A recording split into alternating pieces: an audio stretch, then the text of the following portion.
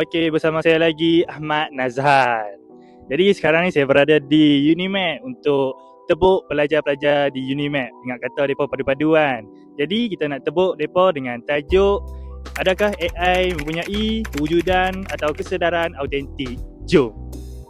Okey, sekarang ni kita dah berada di Richiamo FK10 UniMed.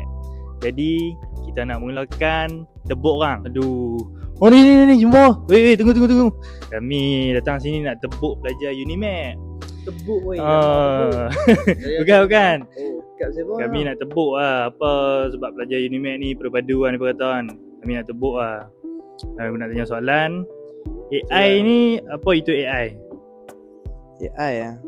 AI ni kita banyak guna pasal AI. AI ni saya faham dia salah satu teknologi buatan manusia.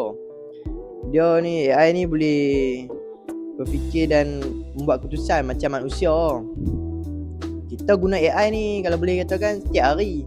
Kita cari maklumat, kita tengok media sosial, semua tu dalam AI. Memang sehari tu memang kita akan guna AI macam mana pun setiap hari. Tentu lah saya faham tentang AI. Macam tu lah yang abang faham tentang AI ni. Okey, hang pula.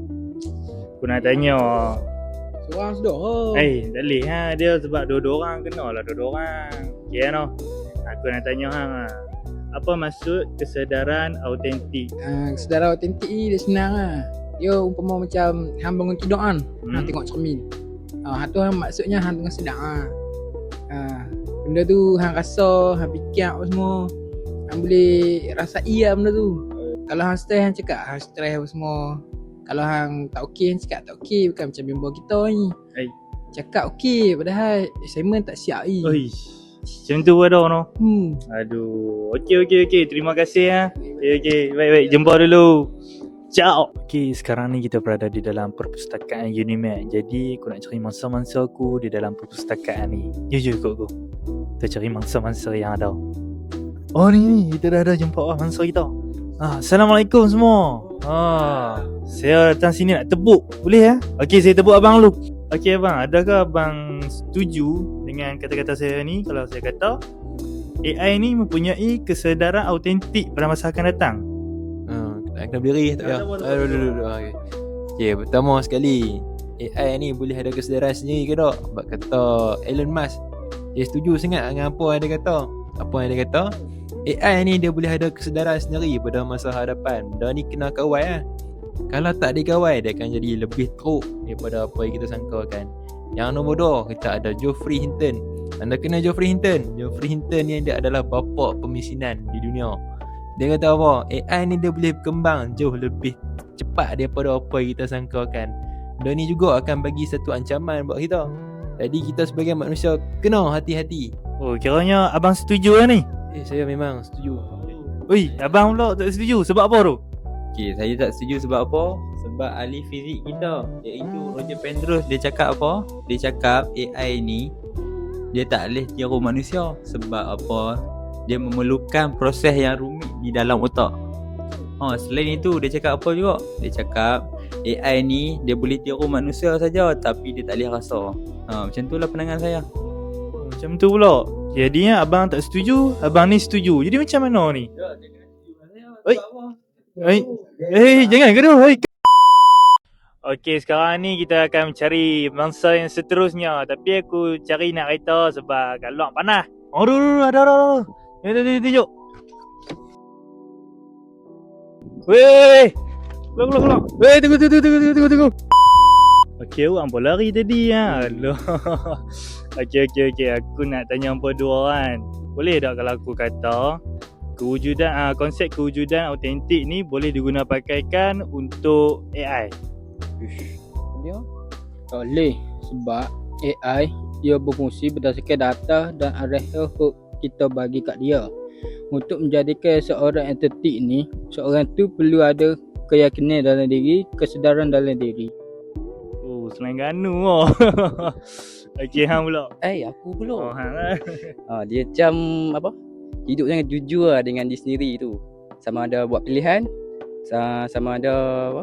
Berdasarkan nilai dat mana yang kita yakin tu. Macam tu pendapat hampa. Okey. Tu bang. Udah. Oh lari. Okay, sekarang ni saya berada di pusat TVET Unimed. Jadi aku nak cari mangsa di pusat TVET Unimed. Jom ikut aku. Jom. Kita cari mangsa. Oh tu ada mangsa tu. Datang sini. Janganlah malu-malu.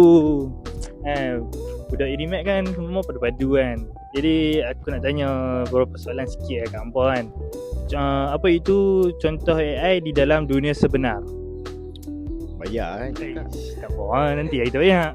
Macam mana sekarang yang orang guna buat assignment tu AI, ChatGPT lah. Lepas tu Gemini tu pun orang yang buat edit video, gambar apa, tambah Messi, dolar semasa lah. Macam tu lah contohnya. Abang nak? Contoh yang saya tahu lah, Sophia the robot yang boleh senyum, buat lawak, bercakap macam manusia. Tapi itulah, benda tu hanya berlaku sebab benda tu dah disetkan oleh manusia sendiri, dah diprogramkan. So dia tak berlaku secara semula jadi lah. Itu saya punya lah. Oh itu abang punya. Oh. Nampak Nanti belum. Okey, semua sekarang ni kita ada di penghujung video. Jadi aku nak buat kesimpulan pula tentang keseluruhan yang apa kita bincang pada hari ni.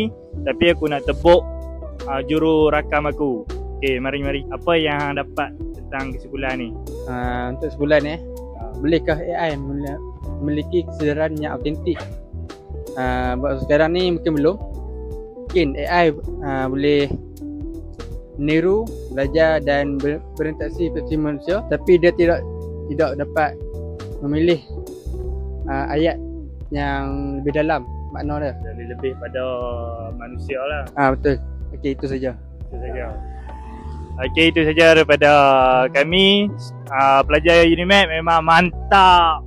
Okey.